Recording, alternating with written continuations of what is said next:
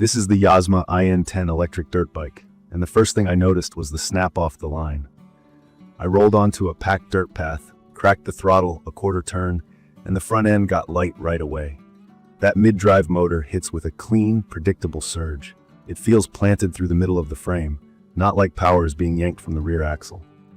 For anyone new to the term, a mid-drive mounts the motor in the center and sends power to the rear wheel through a chain. It keeps the weight balanced and delivers torque in a way that helps with climbs and quick direction changes. From my experience, that's exactly how this bike rides. Key features that sold me after a few sessions: the 2600-watt peak mid-drive, the full suspension with a nitrogen rear shock and a beefy hydraulic fork, and real hydraulic disc brakes paired with EABS. EABS is basically electronic assist for braking. It helps the bike slow down more smoothly and consistently, and it reduces fade when the brakes heat up. I also appreciate the UL-certified 48-volt 23-hour battery and the built-in BMS, which is a battery management system that protects against overcharging, overheating, and short circuits. Those safety layers matter when you're charging in a garage or carrying the pack into the house. I'm 5'8", and the 28-inch seat height works for me. The cockpit is compact but not cramped at my size, and the moto-style seat gives me room to shift forward when I'm climbing and slide back when I'm loading the rear tire for traction. If you're taller than about 5'9", you might feel a little folded up, especially in aggressive riding. A taller bar or different pegs could help, but out of the box, it clearly favors smaller adults and teens. In my opinion, the geometry is aimed at riders looking for a nimble feel rather than a long-haul cruiser stance. Acceleration is the highlight. In the highest speed mode, I saw an indicated 39 to 40 miles per hour on flat pavement with no wind, and on tight trails the torque makes the bike pop out of corners. Steep sections that usually make small electric bikes bog down weren't a problem here. The motor puts power low and central, so the chassis stays composed when I'm climbing loose, rutted lines. It will lift the front wheel if you provoke it, but the throttle is progressive enough that beginners won't feel like they're on a bucking bronco. Suspension performance surprised me. The front fork has long travel and doesn't clank at the bottom on hard landings. The rear nitrogen shock reacts quickly to square edges, roots, curb drops, the kind of hits that normally jar your back. After a long session at the local pump track and some trail drops, damping stayed consistent. No pogo feel, no wallow through berms. I could push harder each lap without the bike fighting me. Brakes are legit. The hydraulic setup bites hard without being grabby, and the lever feel is easy to modulate with one finger. EABS adds a steady, predictable decel, especially when the trail gets dusty and traction isn't perfect. I didn't notice any fading on repeated hard stops from trail speeds. This matters when the bike can touch 40 miles per hour. You want stopping power that inspires trust. Let's talk battery and range. The brand claims up to 63 miles, and with a light pace on mixed surfaces, I logged 36 to 40 miles before I hit the last bar. Pushing hard with lots of full throttle blasts and hill repeats dropped me into the mid-20s. That's normal for this class. Range is very sensitive to rider weight, terrain, and how aggressive you ride. The 5A charger topped me up from near empty in just over 5 hours, which is fast enough to do a morning ride, charge over lunch, and go again.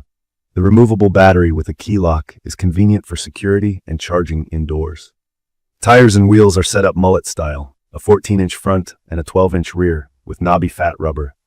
The bigger front wheel helps roll over rocks and roots without deflecting, while the smaller rear keeps the bike nimble and puts torque down well. On trails, grip is solid. On pavement, the knobbies hum and feel a bit vague on lean, which is expected. I'm planning to try a more street-oriented rear if I keep doing neighborhood shakedowns between trail rides.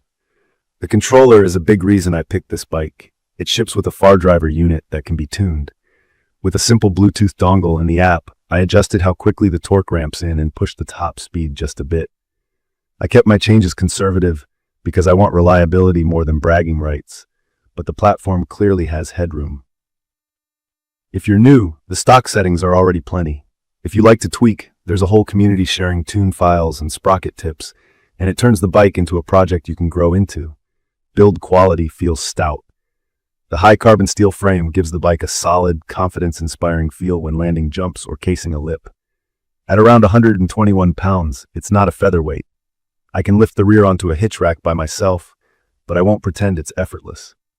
The kickstand is sturdy, the mudguards keep some of the spray off the shock and linkage, and the headlight is bright enough for dusk trail exits. I rode through light rain and damp trails without drama, and the electronics stayed happy. There are quirks.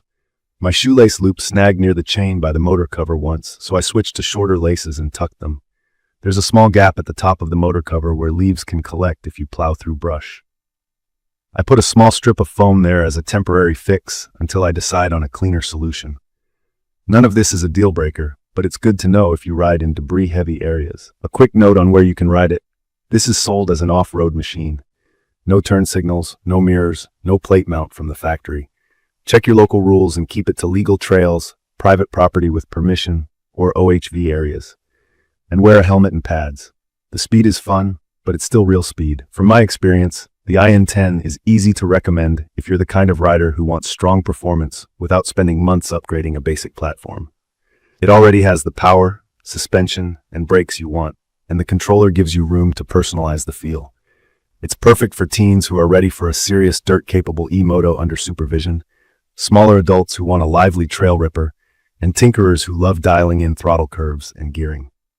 I'd recommend this for riders up to about 5'9", who value agility, quick acceleration, and a turnkey setup that doesn't need a parts bin right away. In my opinion, the only real cautions are fit for taller riders, overall weight if you need to haul it solo, and the 48-volt ceiling if you're already deep into 60 volts or 72-volt builds. As a platform, though, it's strong. The power to weight feels right, the battery safety story is solid, and the ride quality makes me want to stay out longer. In conclusion, the Yozma IN10 hits the sweet spot for an electric dirt bike that feels premium where it counts. The torque is satisfying, the suspension is honest, the brakes are up to the task, and the battery and charger keep the downtime short. If you're within the size window and you want a bike that's capable on day one with room to grow, this checks the boxes. If this video helped, hit subscribe and drop your questions or your own tuning tips in the comments. Thank you for watching.